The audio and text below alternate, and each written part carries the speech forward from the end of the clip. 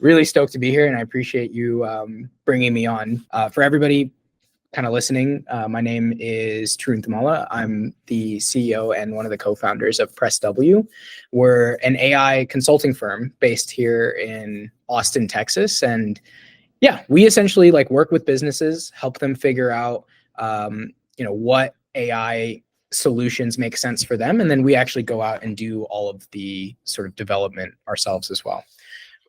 So my sort of premise here today, my whole promise is I can show you how AI works at a high level, and maybe more importantly, how to use it to make money. And, I've kind of taken this into a 3-section approach. I really wanted to focus on, first, just establishing like a shared vocabulary, a common vocabulary around like, what is AI? And like, in particular, what is this like new wave of AI stuff that's going on?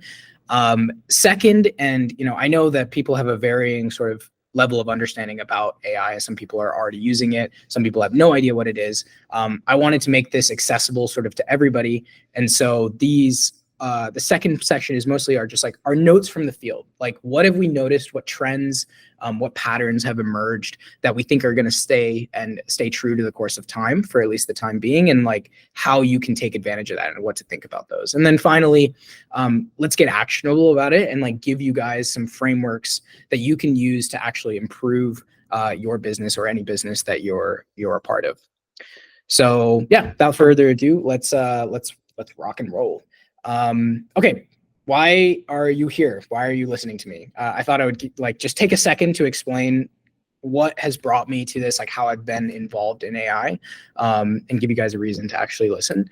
So I studied computer science at the University of Texas at Austin. I was specializing in AI and machine learning, and that's actually where I met my co-founders. That's us looking cute right over here. And while I was actually in school, while I was actually in my master's program, I founded my first AI startup. It was like in the event space, and we were using AI models to like help suggest activities and places and times to help organizations put on events better. But I loved working on my own company so much, and I was so enthusiastic about the AI space. I ended up dropping out of my master's program, much to my mother's chagrin, and focused on that full time. And it was an absolutely wild journey. Raised money, lost a bunch of money, raised more money, made a bunch of money. Finally, eventually, we actually successfully got acquired at the end of 2022, right in December. And, when we were going through the acquisition process, I took a step back and like looked at Bryson and Liam, who were in that photo with me. And we're like, hey, like we want to do something else. Like that was kind of the common idea, but we weren't exactly sure what to do. If you guys remember, ChatGPT had come out in November 2022. So we were literally watching like the world explode, get excited about AI. This AI hype wave was building. But the one sort of common thesis that we could form was that businesses, the way to run businesses is changing. And a lot of the businesses out there today, especially Main Street businesses, are going to need help adopting this AI. So that became the founding thesis behind PressW. And since we've started in January 23, we've worked on over 31 custom AI projects. Most of them are actually in production. So like they have end users, whether that be the companies or like even commercial applications. 27 clients across many, many different industries, finance, healthcare, government. And then, to our best estimations, we've generated a little bit over $3.25 million in profit. So that's going straight to the bottom line of our clients that we're working with. And thankfully, that number is going higher and higher every day that we're around. So we're super, super stoked about this space in particular. It's very, very clear to us that there's a huge opportunity here. We think that AI is basically the greatest wealth generation opportunity that has existed, at least in our lifetimes. And that's kind of one of the reasons I'm here today, is I want to explain to you why. So let's get started. Common vocabulary. What even is AI? And in general, nowadays, whenever I encounter like a very broad, generic question like this, I typically go to my best friend and ask a question, ChatGPT. So I plugged that question in, and it came back with, AI, or artificial intelligence, is like having a smart computer helper that can learn, think, and solve problems almost like a human. And I thought it was really funny that it said almost, because while I think that that is generally true, we found in a few instances that it's sometimes better than humans, if not at least the same. And so in general, there's so many different areas of AI, right? There's computer vision, there's natural language processing, deep learning, et cetera. Today, I really want to focus on large language models. These are the things that are getting all the hype, all the attention over the last like 2 years since ChatGPT came out in 2022. And I think that there's a pretty fundamental shift in the way that AI is being approached and handled by organizations today. That's pretty different than the way it used to run. So let's dissect that a little bit at a very high level. Super simply, text goes in to a large language model. It understands that text. It generates perhaps new text. It does some stuff in there, and text comes back out. That's like at the base level. That's the simplest way of explaining what's going on from like a data flow perspective, right? If we double click into that and take a closer look, and forget the image quality. I stole this from Lang Chain's blog, but essentially we're taking, they say large document here, but we're taking multiple documents. They could be small, large, whatever data format. We're breaking them into small chunks and storing them in something, a special database, which we call a vector store. And that is our setup. Now, whenever like a user comes in and asks a question, the system is able to reference that those small chunks of data. It retrieves the relevant information in a process that's typically known as RAG. And then it feeds that into one of these LLMs, and it feeds basically the context, the data that it's retrieved, as well as the instructions, and it asks it for an output. And at high level, this is pretty much how most of these systems work. And I think the really important question, which is, sure, all this stuff seems cool, but why exactly are large language models so important, right? Why should you care as a business owner or somebody who's interested in helping their business advance? To me, the way I think about it is that AI today is the digital equivalent to what Henry Ford did with the assembly line, right? If you think about the way that cars and stuff were manufactured before Ford, a car was assembled almost individually, one by one. Like somebody would go get the tires and it'd be a small team of people assembling one car at a time. And what Henry Ford basically did was, created these little subsections where somebody was, if you see in this photo, somebody's literally just putting bolts onto like the rim of a tire, right? And that's their one job. That's all they do. And then it moves on to the next person and the next person. And at the end, you'll end up with a car. Well, by doing this, you end up with a far more efficient system. And I mean, everybody knows it kind of revolutionized the manufacturing and factory space. AI, rather than moving physical parts and pieces around, it moves and transforms data. And by doing that, it makes everyone's life, especially because now companies are so powered by digital technology, it makes everyone's workflows so much smoother and more efficiently run. And I think that's really the key, right? So the typical way, and when I say old way, I'm really referencing the way that people are doing it, or people interact with this stuff today, is, let's say you wanted to go get some data from somewhere. You have to click through perhaps like your Google Drive. You have to go into Sheets. You can get a CSV. Maybe you're looking at like a Looker Studio table, whatever. You have to click around a bunch of different places, pull the data out. Then you have to do some sort of analysis on it and pull it up. This is the way that it exists today, right? It's a really actually tedious and cumbersome system. And people don't actually speak in data, right? And that's a huge difference from the way that we're moving, or the paradigm that we're moving towards, which is AI sits on top of the data layer. Instead of you having to go and click around in all of these different data sources and find that, you just tell the AI what your goal is, what you're trying to accomplish, and it goes out and interacts with the data for you, sort of like a little black box, and then out pops magically the thing that you're looking for, right? It becomes the new interface on top of data. And I think this fundamentally changes the way that businesses can run, right? So like I wanted to just like walk through an example. Let's just take somebody who's wants to generate a marketing report, right? This is a pretty standard workflow. Right now, maybe they spend 8 hours generating that document. They're like gathering data from all the different places. They're outlining it, writing it, putting in pretty charts, doing whatever.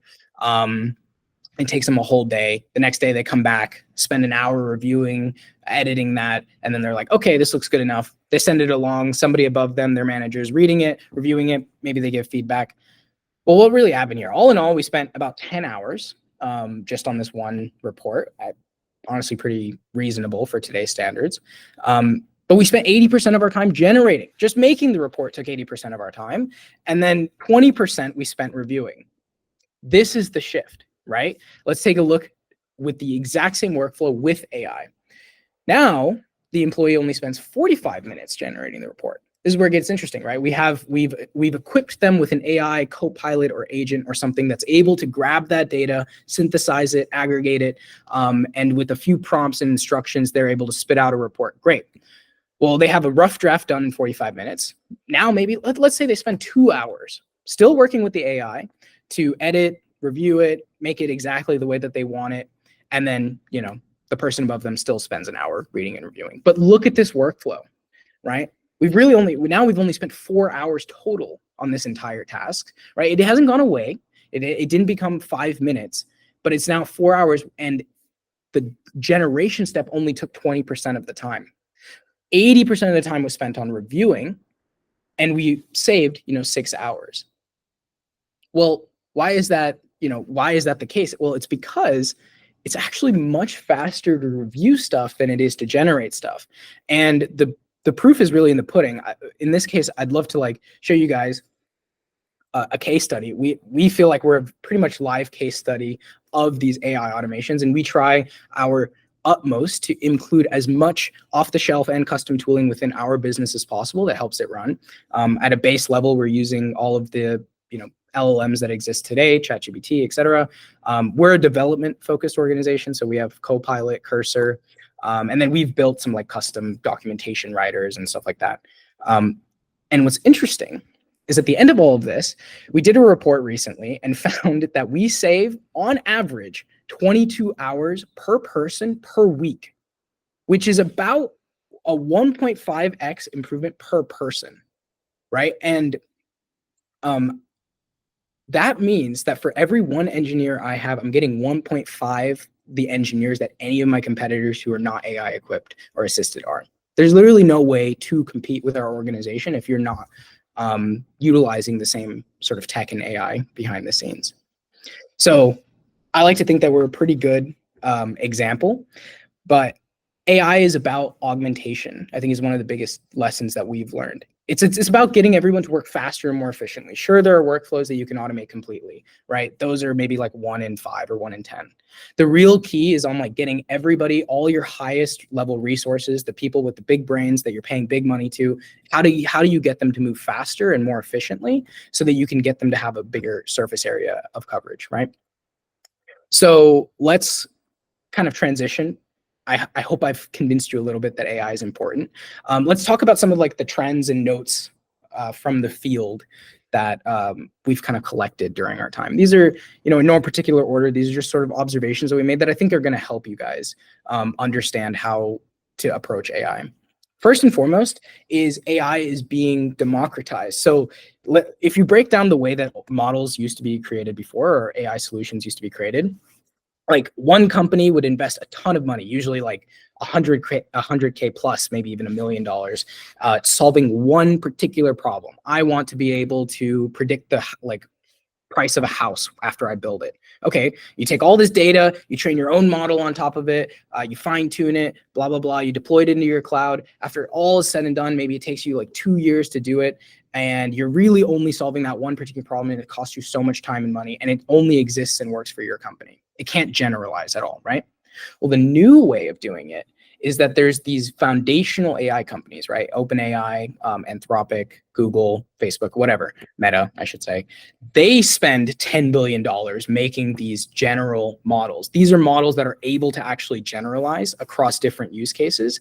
And then when you equip them with special context, which is essentially custom data and prompting, you can create a wide variety of applications And that's really the key here. And this is the interesting sort of development, is that you can take in all this data, and because these models have a general understanding, a basic common sense understanding of the world around them, when you put in that fine-tuned prompting and context, you're able to accomplish a super wide variety of tasks. And that's what makes them so powerful in the workplace, right? In workflows.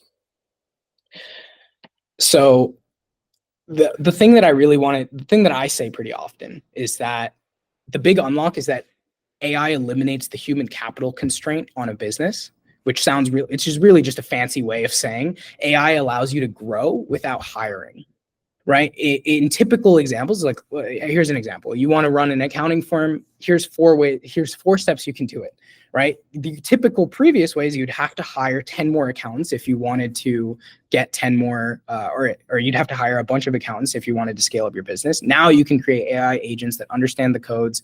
You can equip your existing accountants with it. They can move faster, handle more clients, you profit, right? At the end of the day. I'm going to blitz through the rest of these really fast. I think one really important distinction to make is that this revolution is pretty different than the internet, cloud, mobile revolutions that have kind of preceded it. The biggest difference is, if you think about the internet, people had to take literal books, writing, documents, and translate them into a digital format in order to be used by other people. Same thing happened with mobile, right? Web to mobile apps, cloud. You had servers that now could be put in there.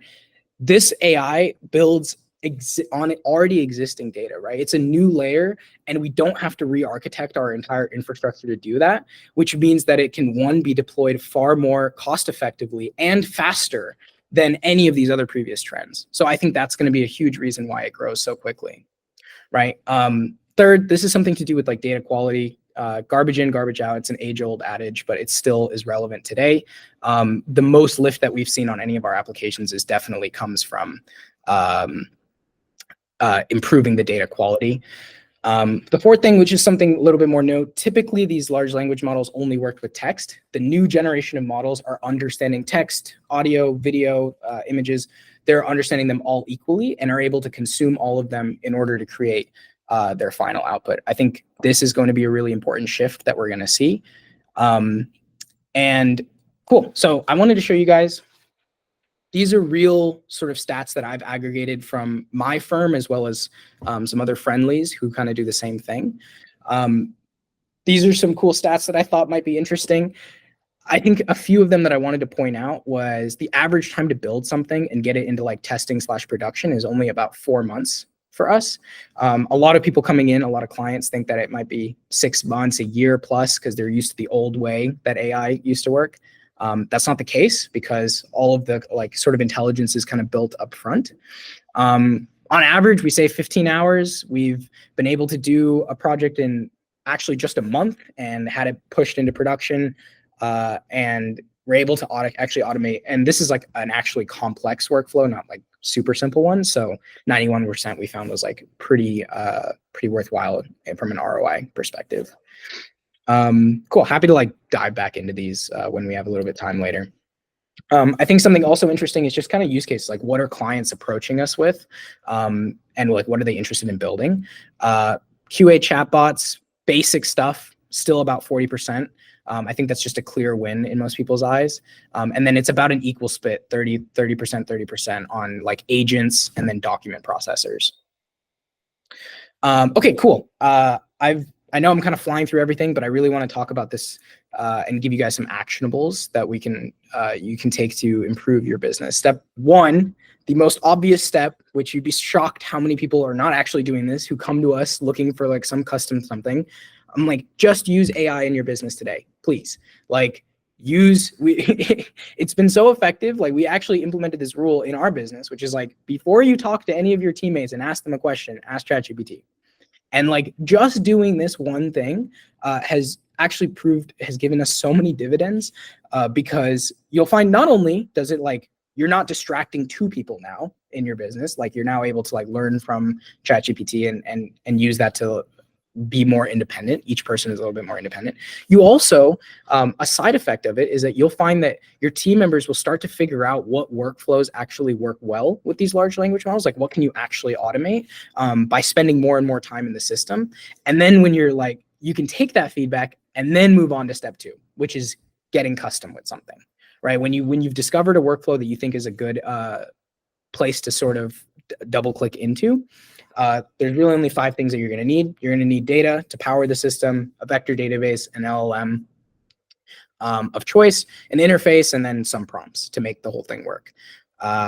Not super relevant as to each one of these things, but this is sort of like a checklist of things that I would be looking for whenever we're developing any sort of custom AI solution. The biggest question that we get is like, oh, how do we figure out what's the best thing to automate, right? And one of the things that we try and do is focus on ROI. Not everything should be automated. There's some things that cost too much money to automate right now that like literally you will not make back, even if your people were working for like the next 10 years using the automation. So we've developed this sort of matrix that we use, taking a look internally, time spent, the cost from that time, how SOPable is it? This is something, basically it's like, how easy is it to break this task into like certain rules to follow? And we just use like a 1 to 5 scale on this. And then how available is the data? Is there historical examples? Are there actual SOPs already generated? And then when you're working with a provider or an internal team, what cost and time to implement? When you do this and you pair that, you break down your departments and your workflows per department, you plug everything into this matrix, it becomes exceedingly clear what workflows you should be looking at to automate first. So I know I'm kind of running up on time. I'm going to blitz through this. This is a really cool thought exercise that I try and give to some of our clients who are we're really worried about like, oh, I don't know how, AI is going to affect my business. I don't know where the opportunity is. What I always say is like, assume these 3 truths. AI is going to get much smarter than it is today. Like I like to say today, the models today are the worst they will ever be, right? Start from that point. 2, it's going to get cheaper and more accessible. And then 3, it will not matter the type of data that you're feeding into it, and it will be able to produce any type of data back out. If those 3 things are true, how do you think that's going to affect your industry? And then once you figure that out, how do you think it's going to affect your business? And you can kind of just literally sit back and write this stuff down, and you'll figure out some pretty cool ideas for workflows and things to automate. Big question that I get all the time. How do you what's the best place to start? I have no idea what workflow to do. What I like to say is like, look for leverage over time. What's something that we can build one time and keep building on? To me, that's always like a knowledge base. It's a really simple example. Take all of the data that's scattered around your organization. And there are some off-the-shelf tools that do this, though they have their own downsides. But take all of the data, put it into a vector storage, create search, and now you have like a platform that you can continue to build future automations on top of. And then the final thing, if you're still not convinced for some reason that like you need to start putting AI into your business today, one really interesting thing to consider is exit values. So every business owner, right, should care about what their business is valued at. And if you take a business today, just a thought exercise, it typically runs at 20%. An accounting firm is a great example. But now you've implemented a bunch of these AI automations, and you're able to reduce the overall load on your entire staff. You're able to scale up by keep the same number of people that you have today. You now run at 40% margins. Like, how much better of a business are you actually running? It's not just a 2x. You're actually talking about a multiple on top of that. And then when all of your competitors are now going out, let's say 5 years from now, you want to sell your business, and all your competitors are out there selling theirs, and they're running at 40% margins, and you're running at 20%. What is that really gonna mean for your end outcome? This is why it's so important to care about this stuff, right? Even in terms of getting loans, your company valuation matters a lot, and this is a very clear path, in our opinion, to improving that outcome for yourself. So I know that was a ton of stuff, but I really appreciate the time. And Shaw, thanks for having me on. Happy to answer any questions.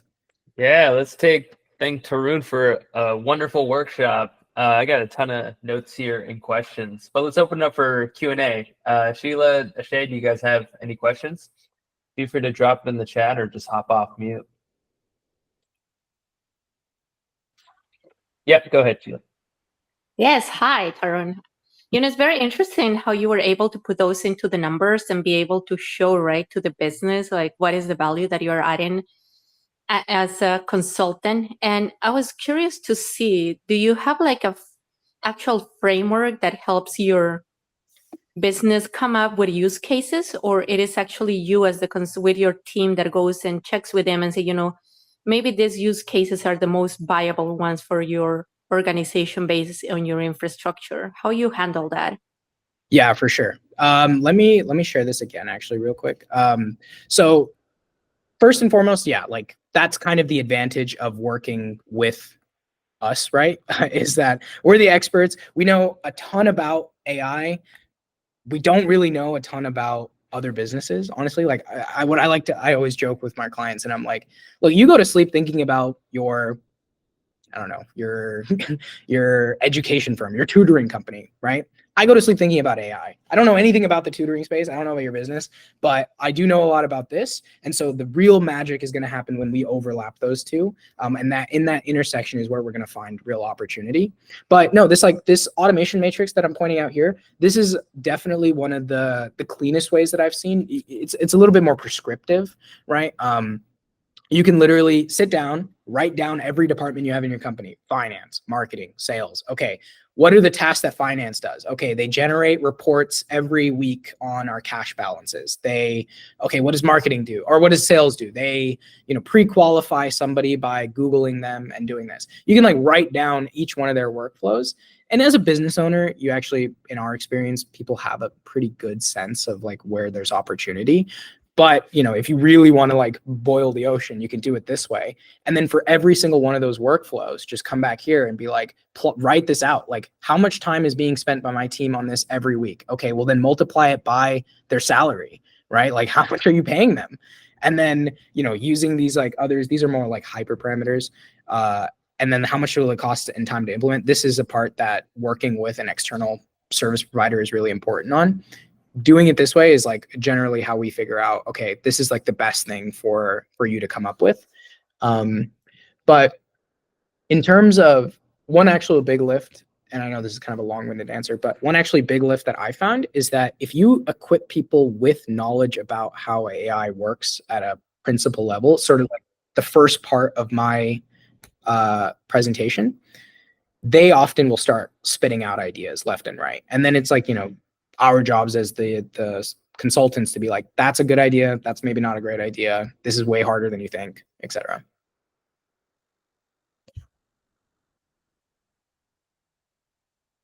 Oh, you might be on mute. No, saying thank you so much for that answer. And oh, yeah. Go ahead. Shay, did you have something? Oh, no, I'm good. I'm just listening to. Okay, awesome. Well, I did have. Oh, Sheila, you had something? Yes, I just wanted to following up into your answer, right? And it's really interesting how you have that matrix and you call out like the availability of data. Is there, a particular use case where you have to do data analysis before, or like data evaluation to understand if the data quality the client has is up to the standards, or to do this type of AI, or how you react with people, with leaders that are, no, but you're telling me, my AI is not, my data is not to the quality, but I really want to do AI. You're like, so sorry, like you're just in this data maturity level, right? Like this is your level and you need to work into those. How you handle those type of situations? Yeah, that's a great question.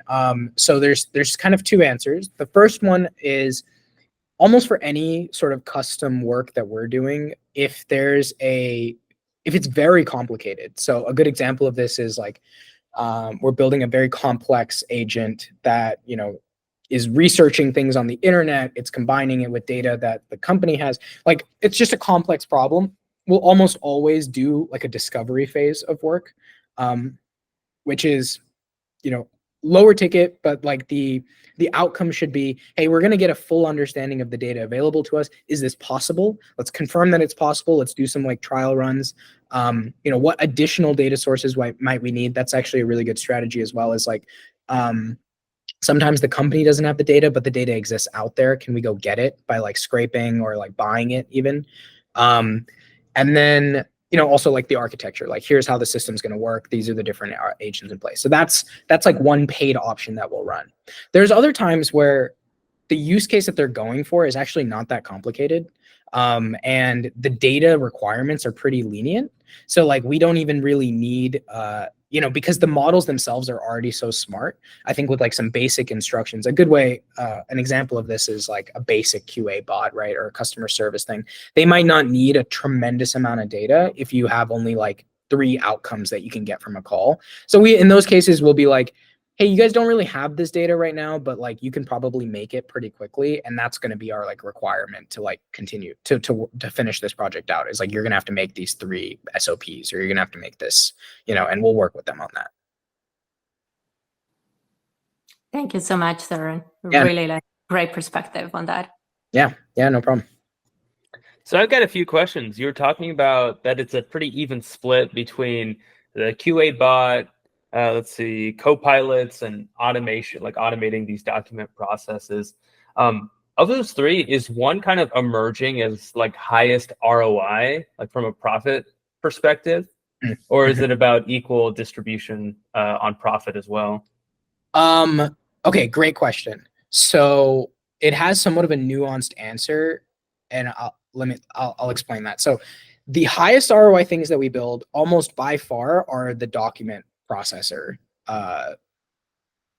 agents. Well, they're agents in and of themselves, but anything where you have a highly, like, let's say you have unstructured data, and you want to pull data, like certain subset of that data out every single time, but the data looks different when it goes in. Like any processor that's able to do that, you're saving a tremendous amount of time. That's like literally a task that you only can use, like only an LLM can truly solve today, and you needed to use people before. So in a lot of those cases, we're saving. That's sometimes where we're saving, like we're literally making a function 90% profitable, where it used to be like, almost 100% loss.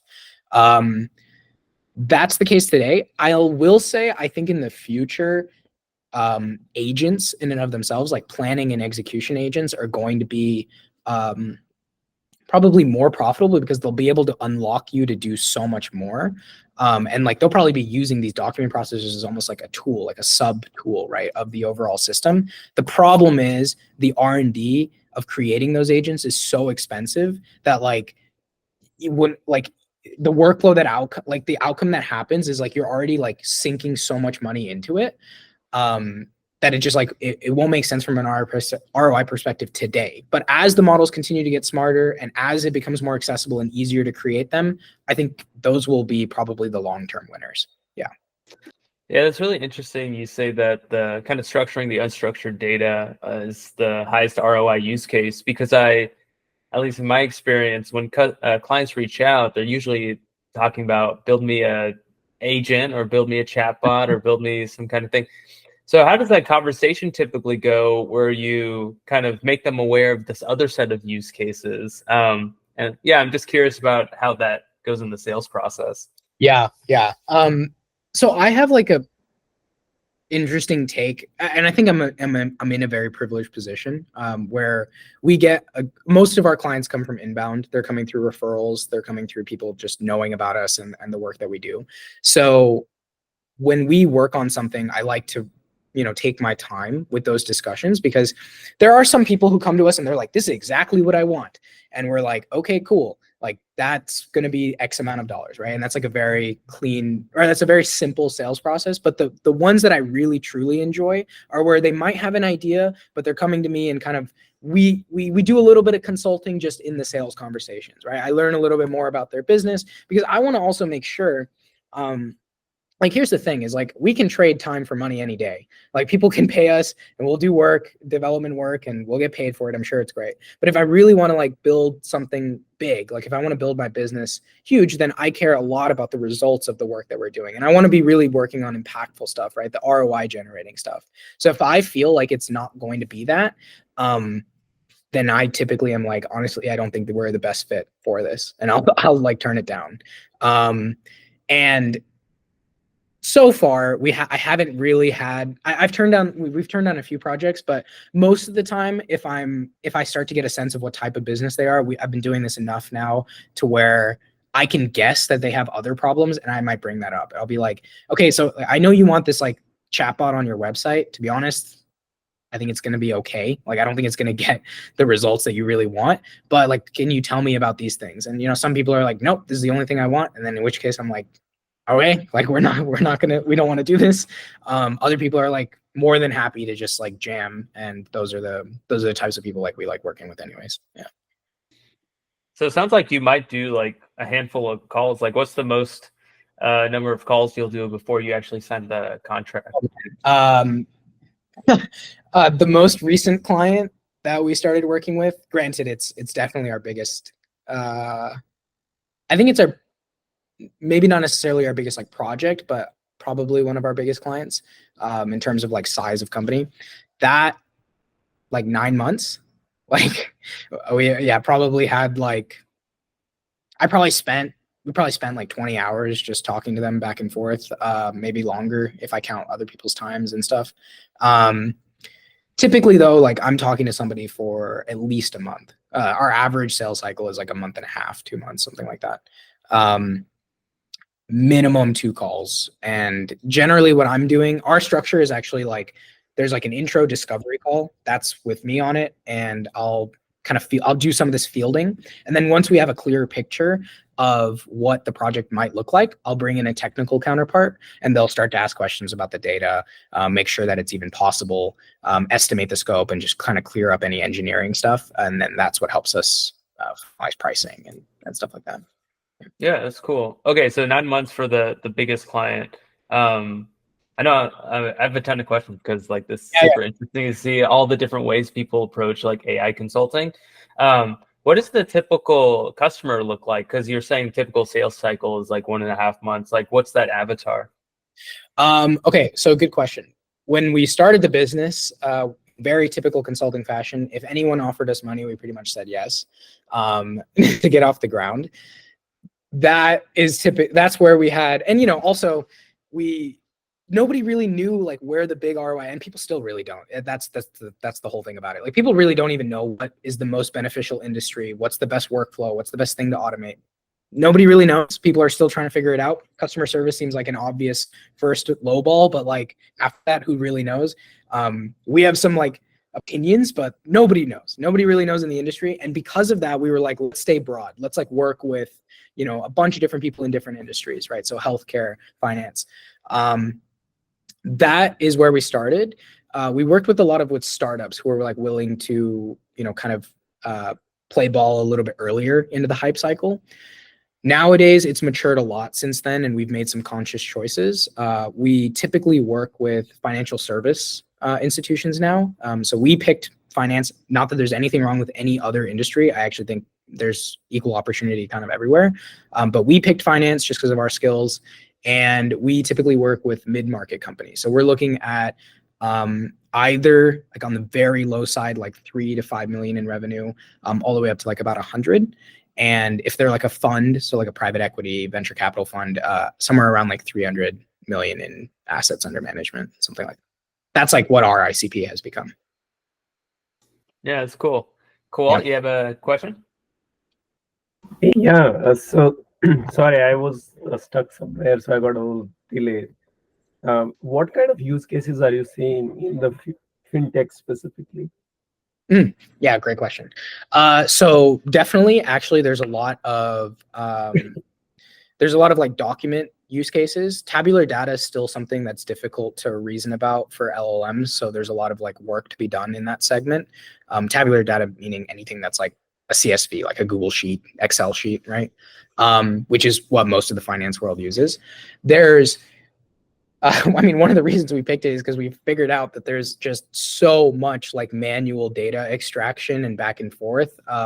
But it's also somewhat of a prescriptive industry, right? Like there's certain workflows, like as I mentioned, like if you're trying to do tax accounting, right, and you're trying to plan somebody's taxes, like you need to know the tax code, and there's certain rules that you need to follow, and you need to like go pull this information from W-2, you need to go pull this information from 1099, you know, and if you niche down even further, like let's say an R&D tax credit firm, they have even more specific workflows, right? But in general, it's extracting data out transforming that data in some way, and then presenting it to the sort of specialist, the accounting or finance specialist on the other side of things. I'd say that's on like the service firm, and a lot of them actually deal with a lot of documents. And so like that's always been a huge win.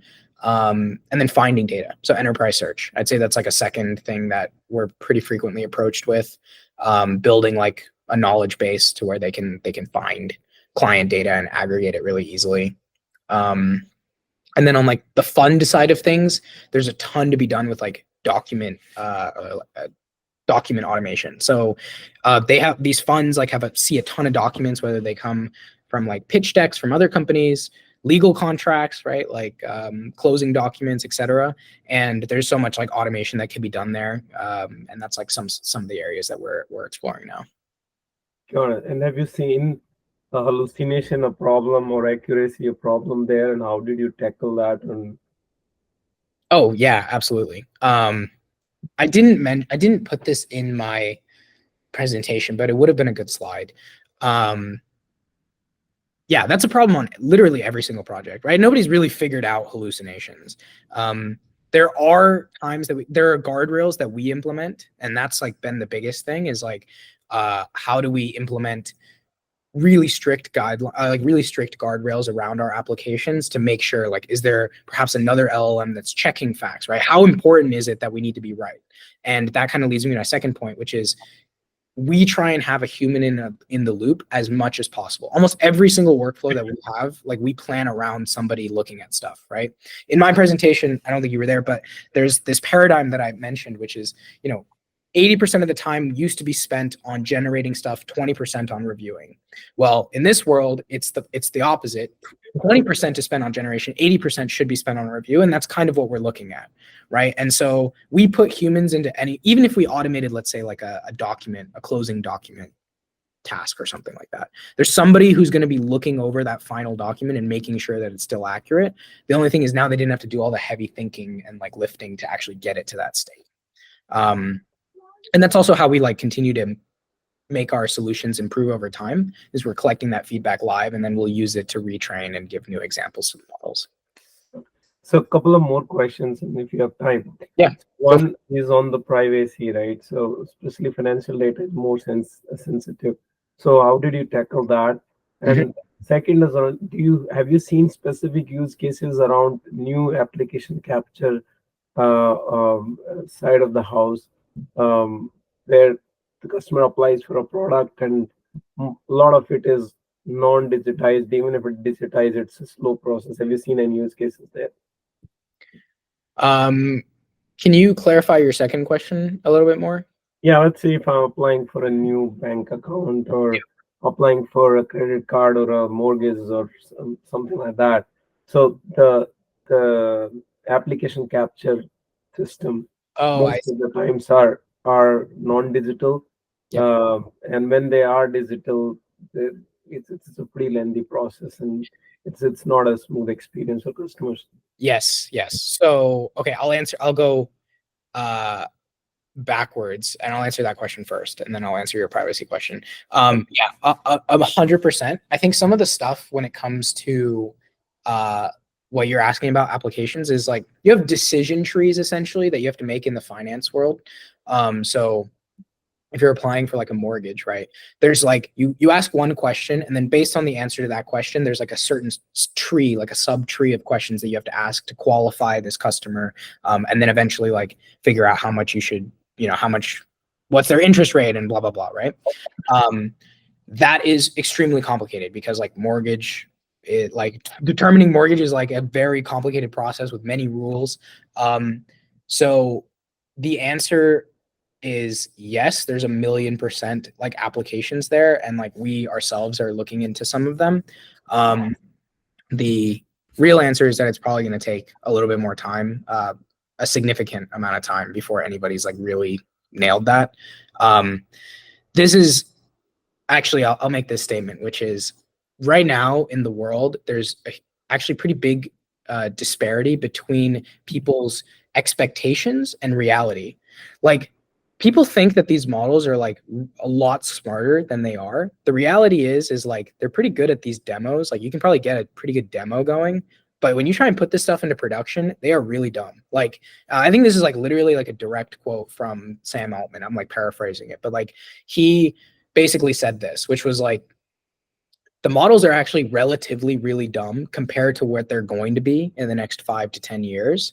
But people think that they can do all of this. So there's this discrepancy here that, in the next coming years, as more people try and put real things into production, right? We're still like in the very early R&D stage. Like most people, most of our peers don't even have 10 projects that they put into production, right? We feel very like lucky and blessed that we've done so many, but like most people haven't. Most enterprises are just now getting started with this, right? So we're still in the most infant stage of this whole wave as possible.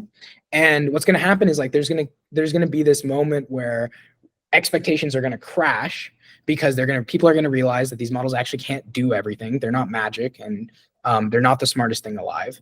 But the thing is that the models will continue to get better over time.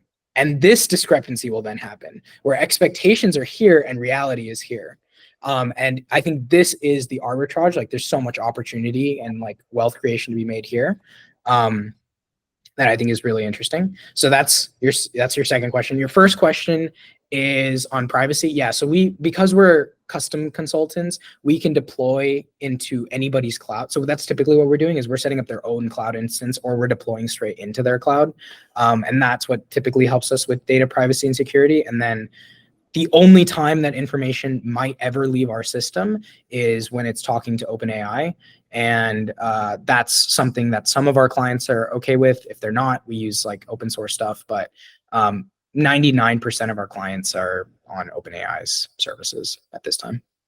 So how do you tackle the PII data not going to OpenAI? Also a really good question. So we've had to get creative. We've tried a few different ways of doing it.